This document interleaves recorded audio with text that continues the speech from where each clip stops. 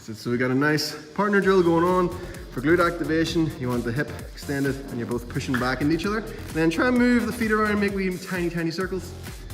That's it, tiny circles. So keep squeezing the glutes the whole time.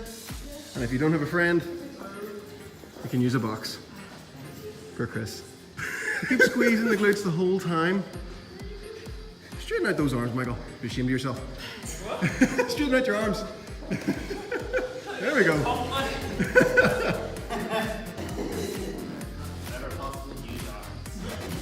That's it. And if you've awesome triceps, they'll start to show. Well done, Jenny. Let's get some tricep action going on too. Keep on squeezing. Squeeze. Whoa. Adam's in the pain cave.